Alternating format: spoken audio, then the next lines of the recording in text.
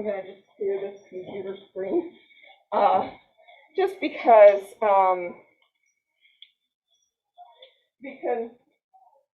there isn't anyone but me to work with technology with the help of Laura and Ida, so I'm very thankful for that. So we'll just go ahead and get started. I'm Lindsay Perez-Lopez, and I just want to say I have a degree in Christian-Muslim relations from the Hartford International University of Religion and Peace. The reason I wanted to say that was because we just changed it, the school just changed its name from Hartford Seminary to Hartford International University of Religion and Peace, which is quite a mouthful.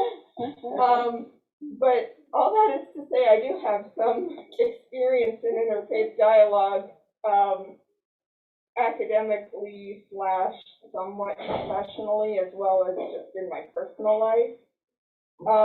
But I don't feel more prepared than anyone else. I feel more prepared than I would if I didn't have that background. But I also feel like we're all coming into interfaith dialogue, entering a mystery, and so I mean, experience is a good thing, but it's not, you know, I'm still wrestling with so many questions, and I feel like I have so much more to learn than anything else.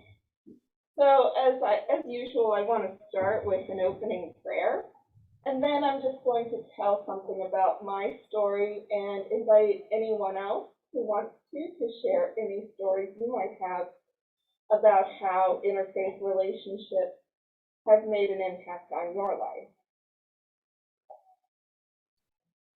Most gracious, most merciful God, ground of our being, love, O God of many names, of many experiences, you have made us in your image, interconnected to one another and to you. You have scattered us throughout the world and brought us together in families and communities so that we can come to know each other. Help us to understand that our connection is a blessing and our differences are blessings too. Through our differences, may we sharpen, challenge, and facilitate the growth of one another. And through our connection, may we share in the joys of love, laughter, and learning. Bless us with holy doubts and questions. Shake up our certainties, but let us never forget that we are tethered to you by the unbreakable cord of love. Help us to listen and recognize your voice, not only in our hearts, but on the lips and through the actions and in the souls of one another. Amen.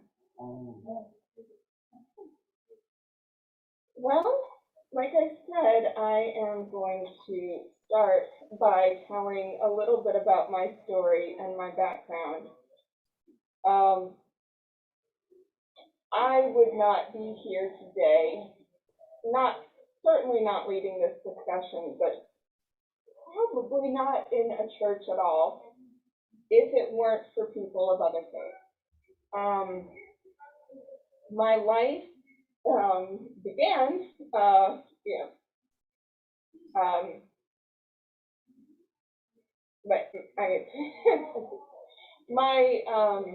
I come from an interfaith relationship. My parents are not of the same. My parents don't believe the same way. My father doesn't believe in God at all.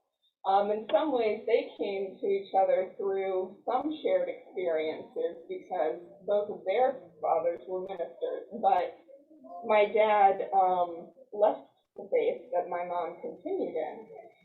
So the earliest memory I have of my faith journey was when I tried to prove to my father that I could walk on water. I remember we were in, good morning, George. Good morning. I'm sorry I'm late, but I'm looking forward to being with you for part of it. Well, thank you. I'm glad you're here. I was just starting to tell my story of the interfaith relationships in my life, and it starts with my father, who is an atheist. Even though he was raised in the Methodist Church, by a minister father, he rejected the teachings of the church, or at least in a literal sense, he rejected Bible. He does not believe in God. I think the church informed his family and informed their sense of morality and human connection that they passed along to him, but he didn't see it in the same light that they did, so he rejected belief in God. And I was just saying that my earliest memory was of trying to walk on water to prove to him that Jesus was real.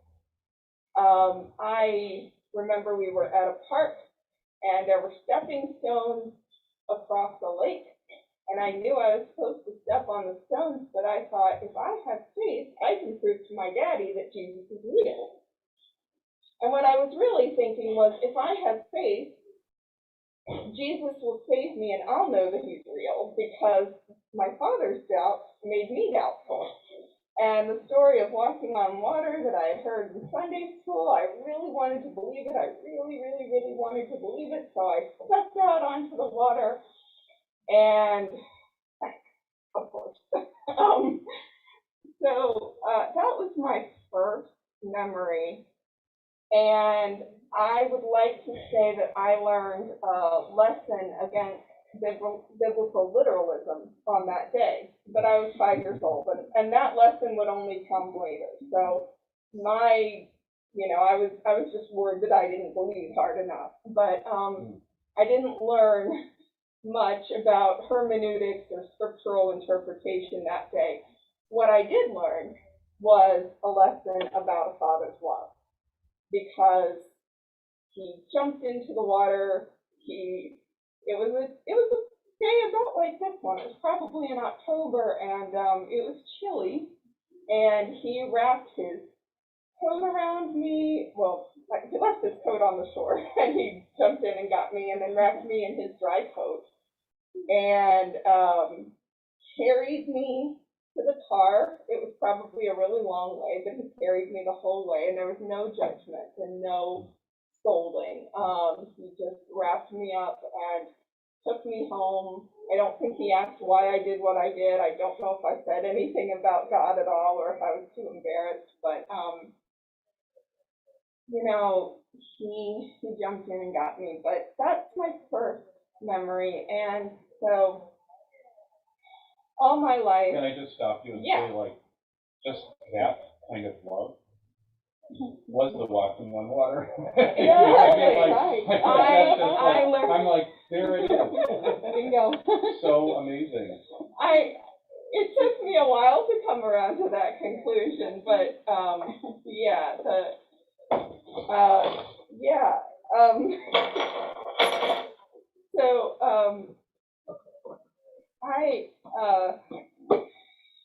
But all my life I wrestled with the contradiction between the Bible and science that my dad couldn't, that because of my father I couldn't ignore. I went to church because my mother took me to church, and it was very, very important to her, especially when her father started dying.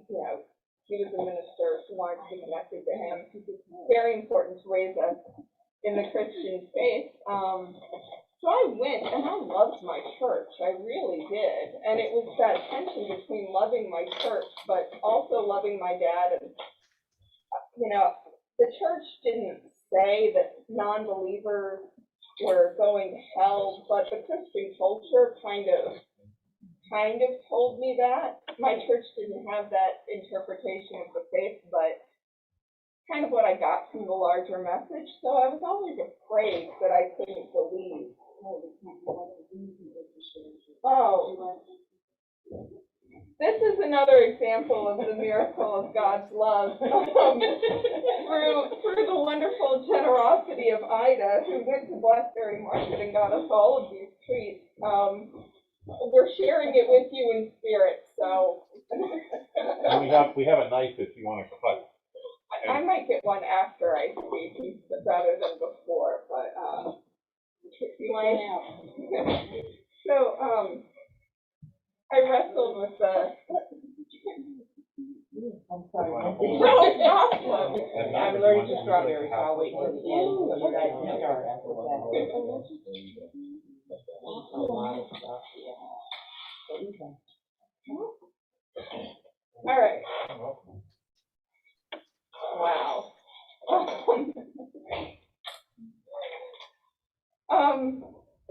So I wrestled with the contradictions between the Bible and science. And, you know, the people at church would say, well, you're not supposed to take that literally, but if you're not supposed to take it literally, how are you supposed to take it? The young mind can't quite process what it all means, but I still don't know exactly how to process all of it. So I was acutely attuned to the violence of the Bible also. So even if I could think of it as metaphor, thank you. Even if I could think of it as, even if I could accept that people I loved didn't take it literally but found a way to understand it, so I would find one too. What was harder for me to accept was the violence in the Bible. And I was acutely attuned to the violence in the Bible because I was worried about my dad's salvation and my own, so there were stories that, even stories that were meant to be comforting somehow, just boggled my mind. Noah and the flood, you know, it's not a story about cute little animals, it's a story about genocide and killing the firstborn sons in the story of Moses, the parting of the Red Sea, which is a journey towards liberation, and we are supposed to celebrate that, but I kept thinking of the horses. You know, it's one thing to drown all those soldiers, and I actually felt bad for them too. They were just following orders, you know. But the horses, I felt so bad for them. And then, of course, the cross. What does it mean for someone to die for our sins? I was worried about that. I was worried about the threat of hell. And I kept on hearing the refrain that as long as we believe, we will go to heaven. As long as we believe, we'll be saved. As long as we believe, we will not perish but have eternal life. And I knew my dad didn't believe, so what did that mean for him? What did that mean for me? And how on earth? Lindsay, it just sounds like you're in a terrible place. Well, I mean, you know what? really, it's just awful. Well, yeah. I think we have to realize that a lot of people, even in our church, are struggling with these same questions, at least some of the time. Uh-oh, it says our battery is running low, which means it's not Here, I'll plug it in. Oh, thank you.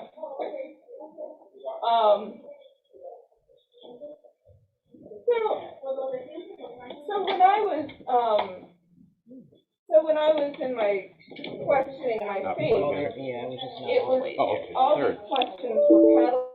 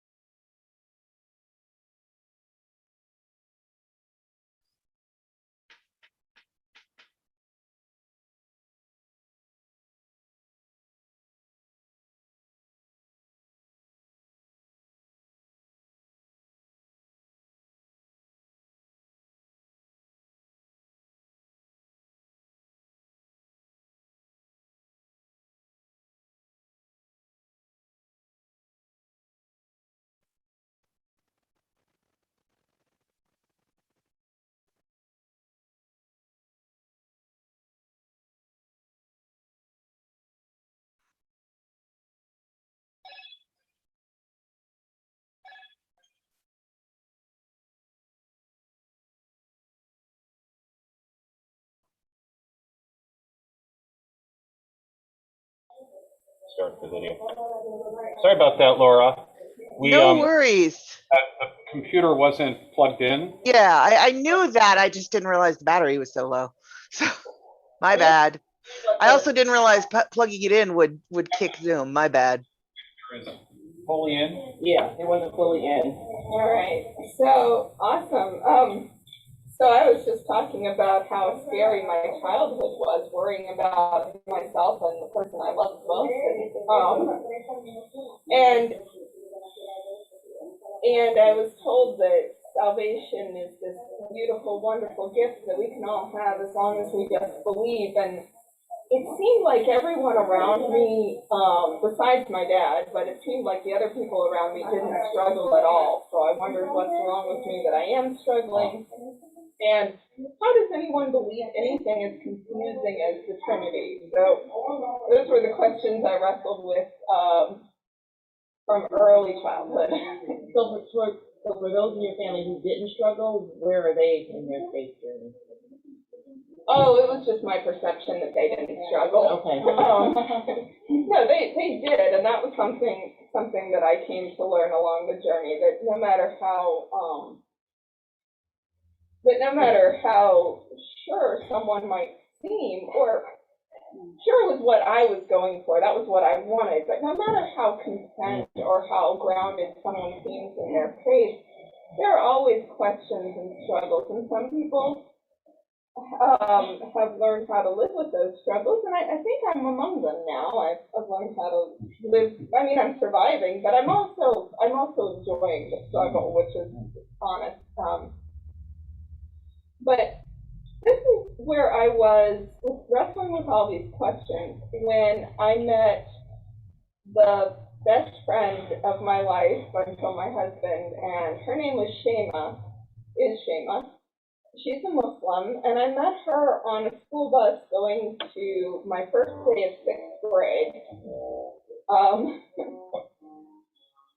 I had a brand new perm, and I was so excited about showing off my brand new perm on the first day of middle school, and as I stepped on the bus, everyone who had known me before with my straight hair started teasing me about my perm instead of complimenting it.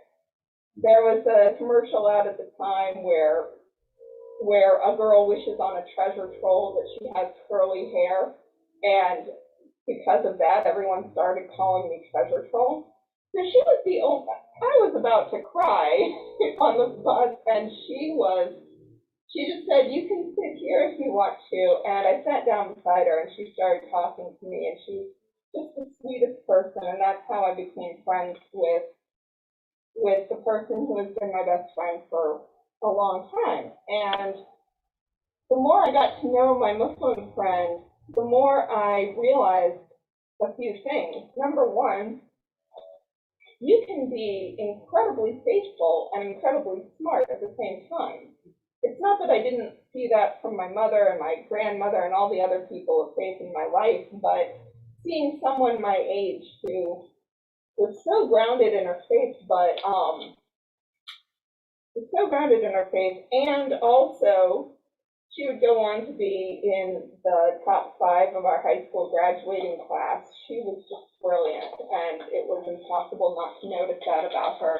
And I felt brilliant just talking to her and keeping up with her. That made a difference. So I started listening to the stories of her faith, and I learned about how the stories in the Bible were like those in the Quran, but number one, there was no original sin, which really bothered me at the time.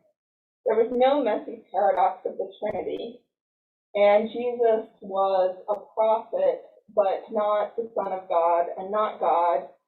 And as far as Shema believed, he didn't die on the cross. And that is what the majority of Muslims believe, although when I read the Quran for myself, I found it doesn't actually say that. It's a little different from that. But most Muslims don't believe that he died on the cross.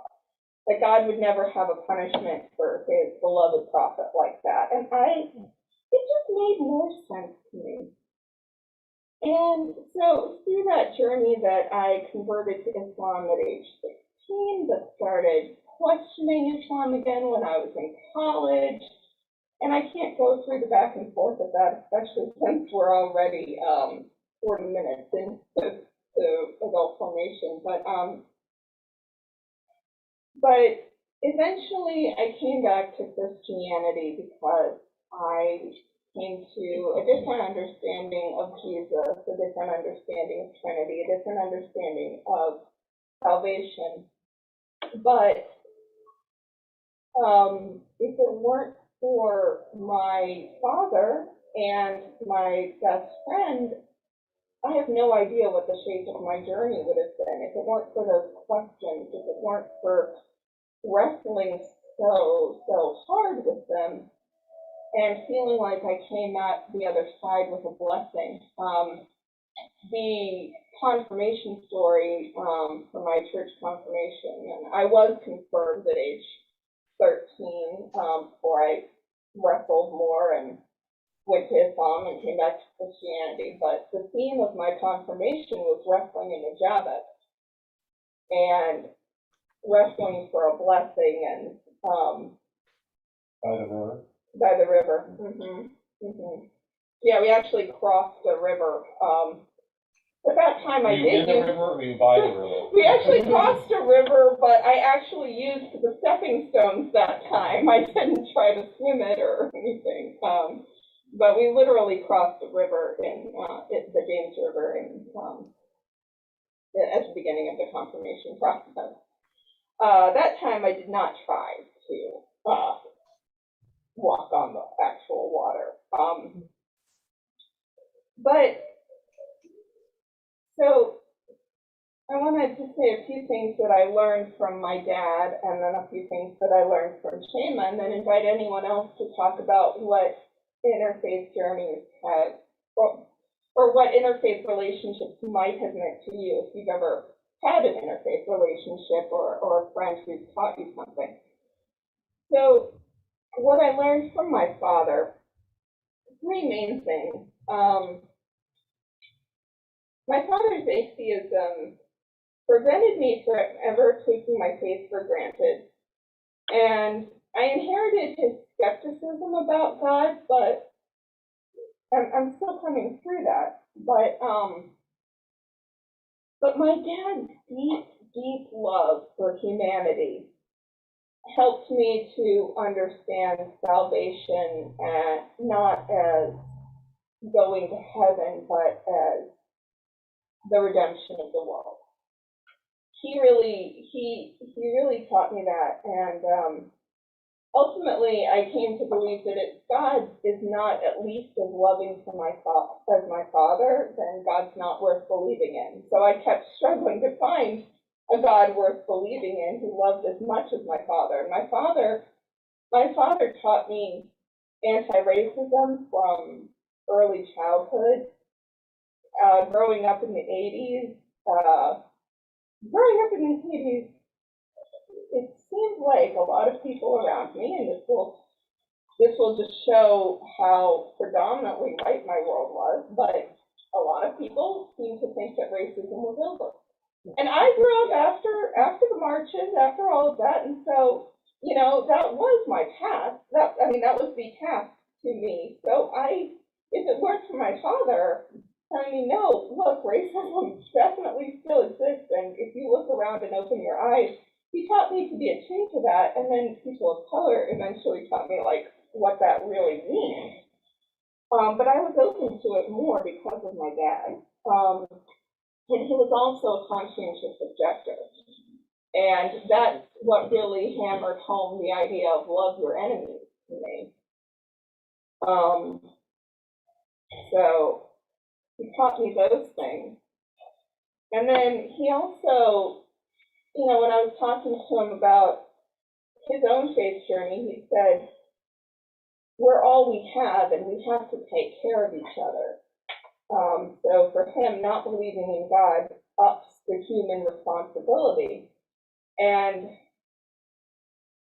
I believe in God, but isn't that exactly what St. Teresa of Avila says when she says, Christ has no body but yours, Christ has no body but ours? And isn't it very much the same thing as what Jesus says when he says, whatever you do to the least of these, you do to me? Um, so, um, so if I believe God works not as an outside force, but as the impulse of love moving in our hearts and guiding us, then it's very similar to what my dad believed. What I learned from Shema, apart from you can be faithful and smart at the same time, I learned how a life of ritual and prayer deepens her faith, deepens her connection to God, but also through that deepens her openness to the world, for compassion, for hope in humanity. And also through Shema, I learned a different perspective on some of the language that I still love and like to use. So I will say we're children of God. We're made in God's image. We are all made in the image of love. And that resonates so much with me, and it means so much to me. But Muslims would say there is no image or likeness unto God. And how are both of these things true? Well, Islam inspires a humility and gratitude and a sense of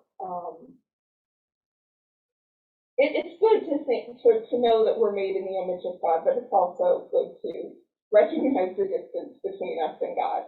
And I feel like not just I feel like knowing Shema and going through Islam to the extent that I did just kind of helps me keep a balance. I didn't understand the Trinity at all when I converted. But now I see it as the dance of love between God's self and God's self. And I see God as love, meaning God is relationship. And God is the relationship of love between the Father and the Son. And that's the relationship and the Holy Spirit that reaches out to us and draws us into that mystery. It makes a lot of sense to me now, but it didn't at the time. The Islamic principle of tawhid actually makes a lot of sense to me. The absolute oneness of God is how I understand the absolute oneness of creation and the interconnection between all things. So I also wrestled with a lot of problems that I see with the incarnation, that my eyes were open to them before I converted, but giving God a body, that body was reincarnated as white by European Christians, and that was a problem. And so I felt like Islam was inherently less racist because God didn't have a body, or at least didn't open itself up to the same problem. Or gender. Yeah, it didn't open itself to the same problem. I didn't see gender quite as clearly because God was still referred to as he predominantly, and there is still a problem with patriarchy, but understanding how Islam has wrestled with the patriarchy, I can't think of anyone better than Amina Wajid to that's the name to know and for that. Really, if it wasn't for doubt and questions and people of other perspectives, I would not be here today. My life would not have been what it has been. Maybe I would have found another path to get here, but I'm sure I wouldn't be facilitating a discussion. So on this. So really, people of other faiths have absolutely catalyzed and spurred my faith journey. And so with that, I want to ask if anyone else has relationship with people of other faiths that has shaped their lives in any particular way. Well, go ahead. I don't know that it's a particular way or not. I don't have one specific story. It's a long time I've kind of been brief. But I think in general, knowing people of other faiths has helped me understand and know more about myself and my upbringing, which then it informed me about a lot of different ways to understand God and to know God and to express faith. And I went through a period of time where even though I was brought up in a Catholic, I was brought up Catholic, I stopped going to church as an adult because when I got to college and found science and technology, I was sure it was the answer to everything, and that these people, other people, just didn't know any better. And I was so lucky to go to college, and on that naive thinking. And then later, knowing, because of my job in technology, I traveled around the world and met all kinds of people with different faiths. And I learned that science and faith actually inform each other, and you don't have to choose one or the other. And so it actually brought me back to go because it was so much more interesting and rich now, and that I didn't have to worry about where is the one true church, what are the rules for the one true church, what are the membership requirements. I saw religion differently then too. And not worrying about all trying to be the same, but instead enjoying each other's differences and perspectives together. Yeah. Thank you. Right. I was going to say that from my hearing, as far as I can remember growing up, there weren't many Muslim people, but plenty of Jewish people, and that was has had, I think, forming and a huge part of my life. And although I don't profess to be even that knowledgeable about Judaism, its impact on me has really been important in terms of how I view Christianity. And I think that a lot of Christianity has forgotten its basis in I mean, like, this to me is like, it just shocks me to no end, right? And the anti-Semitism, of course, is just beyond the pale, and that continues today. I mean, today, even in our bulletin, like, it just creeps in. We say that the first lesson is from the Old Testament. We shouldn't be saying that. It's from the Hebrew Bible, because the Old Testament is pejorative in a way. I mean, it isn't, but it really is, because the old, in our culture, old means old, and that's like, the new is better, right? So, but I do think that knowing Judaism and understanding its richness and its depth and its engagement with scripture and ideas and how we can be in such great relationship with our Jewish brothers and sisters is like such a blessing. And it's untapped. And, because there aren't that many Jews in this area, I know they get overwhelmed with requests for relationships, so I have to be mindful of that. But, hopefully Rabbi Bob will come here and be one of our guests. I don't know why it's hard to reach him, but we should be able to get him here. But I think that, I think my view of Christianity is totally formed by my relationship to Judaism, friends who are Jewish. And they're in all different places. Some of them are, go to synagogue or practice, and others are just culturally Jewish. But that's important too, Just as people are culturally Christian, and they may not even say that they're Christian, but they still are culturally Christian, I mean, people observe Christmas, and Easter, and they celebrate these things, and Well, American Christmas is American Christmas. It's not really very Christian, although many churches adopt it.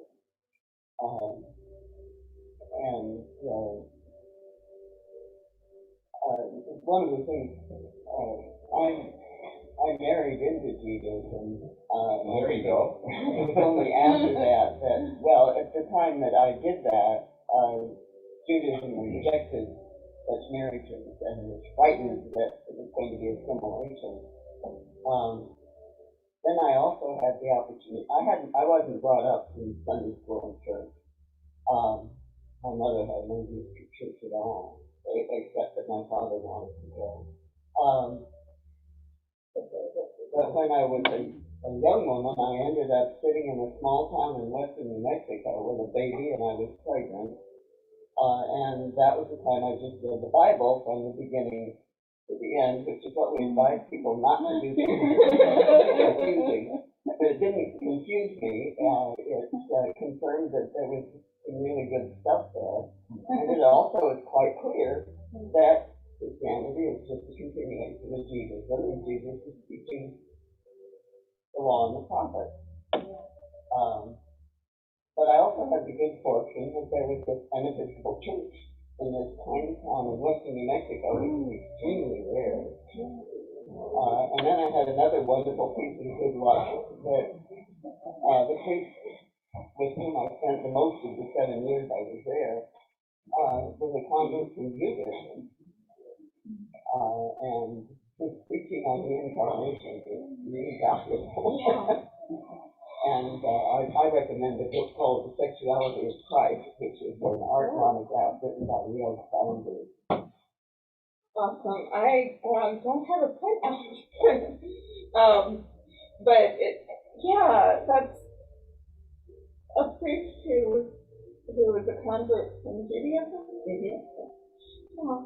Well, you know, in a critical point in my faith journey, my chaplain was not a convert from Islam. Like my college chaplain, who I absolutely adore, she was not a convert from Islam, but she was the daughter of missionaries who, I think her parents, based on I know her mother now.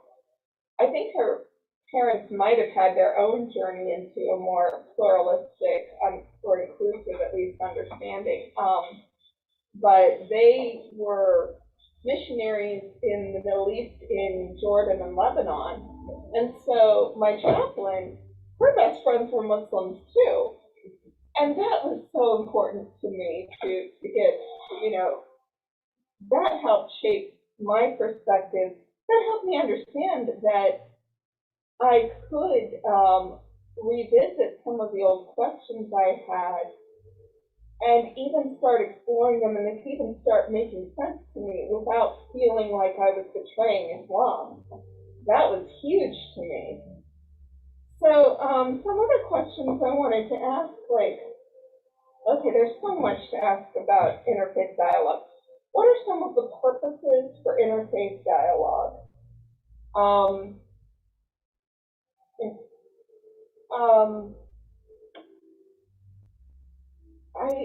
So my purposes for learning about faith changed as I changed, as faith changed me, as God changed me, as the Holy Spirit changed me, because I started out looking for right belief, for correct belief, or at the very least, correct practice. One thing I loved about Islam that I'll say is that I still had doubts when I converted, but I thought that at least the practice of prayer would lead me to a deeper understanding of God. And even if it didn't, I thought, well, at least my actions will count for something. Because I was taught in Christianity that your actions don't count, it's the faith that matters.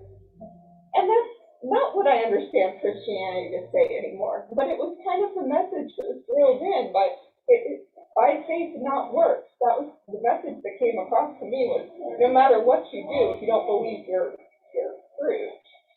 Now it's like I don't see it that way anymore. But I felt like as long as I practice, even if I don't understand anymore, at least if there's a God, it'll count with that God.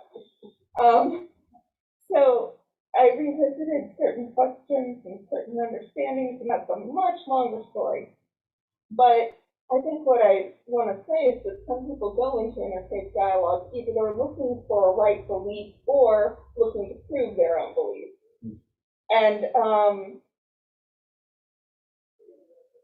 it's not that you can't change through that process, but that's probably not what we want to do if we were to invite people into an interfaith dialogue. We probably want to start with the position that we all have something to learn. And I feel like one of the reasons for interfaith. Just to be clear, I think, when you say that, that's a general statement, and I think that St. Mark's is always, the culture here is one of appreciation and learning. Mm-hmm. So we are not like inviting an interfaith partner to come here to like disprove them. Oh, absolutely. So that's important to just put that out there. But I do think a lot of interfaith conversation is like a challenge or a competition, and that's, that's one way to do it. You just want to know what you're getting into. Exactly, exactly. If that's what you do. you're getting into, you you do. want to do that, that's fine. Yeah, Or like shopping or something. Yeah. You're gonna shop the churches. God can Try to find the right. God can and does work through that too, but I think it's good to be open to knowing that we have something to learn, that there's a richness and a beauty out there that we only have a small window into. And I really do believe that I do think of religions now as love languages, and we can't be fluent in all of them, but we can bring a richness within our own and listen and hear God's voice through others. One of the questions I have written on here is, can there be interfaith dialogue with people who hold exclusionary interpretations of their faith? That's harder. I think that's hard. That's hard. But do we have exclusionary principles that we hold to, even if we don't interpret our faith exclusively? Like for me, I'll just say, I think that saying Jesus is God incarnate, and when he died on the cross, I believe that. So that's a very exclusive claim. I want to say that it leads me to believing in God's solidarity with the most vulnerable, and it does. But how do I hold on to that truth and talk to people who definitely don't? God is love, that could be exclusion.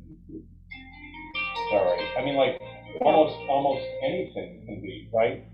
So the question is, though, are you saying, if you don't believe this, then you have some bad consequences? To me, that's the key piece. Saying what I claim is not exclusionary, and I can say this is what I claim, that I also, am interested in what you claim, and it doesn't take away from my claim, So I don't know how, to me, there's a way. But exclusionary to me seems there's something bad about you that you don't follow my claim, or it's gonna result in a negative. My alarm went off just because I know I have to disconnect the Zoom. Well, but Laura, we'll do a sound check at 10:15. But I'll get the thing set Very up. cool. Yes, please. But in terms of like speaking into the church, we'll wait till 10:15 when the choir is done. That works. Thank you.